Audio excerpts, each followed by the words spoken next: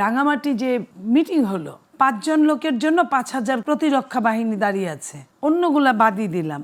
Dog squad দিয়ে আপনার ওইখানে দিচ্ছে, চেকিং হচ্ছে, পাহারা দিচ্ছে, আর্মি, সেনা, আপনার পুলিশ থেকে শুরু করে বিজেপি থেকে শুরু করে কি নাই, গোয়েন্দা সংস্থা থেকে শুরু করে কি নাই। তো এই জিনিসগুলো কি জনগণকে আপনি মনে করেন যে জনগণকে স্পর্শ করছে না?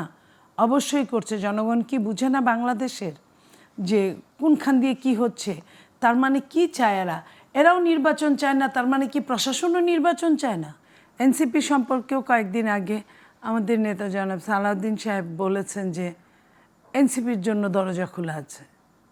তো এই যে নতুন একটা দল সম্পর্কে বলা, আর যারা আছেন তাদের সাথে তো প্রত্যেকটা দলের সাথে তো বিএনপি সবসময় কথা বলছেন, ওনাদের এবি পার্টি থেকে শুরু করে যারা আছেন যে পার্টিগুলো বাম ডান সবার সাথেই। তো এখন কথা হলো যে বিএনপি কেন এটা করছে?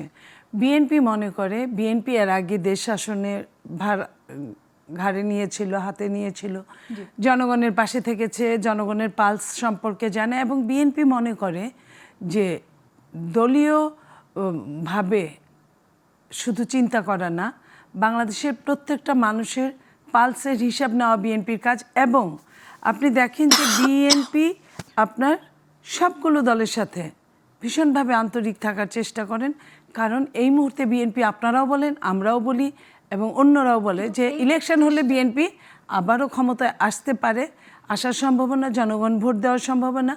সেই জন্য বিএনপির 31 দফার দিকে যদি আপনি তাকান, ওখানে দেখবেন যে বিএনপি যে একটা জাতীয় সরকার গঠনে আগ্রহী, সবাইকে নিয়ে কাজ করতে চায়,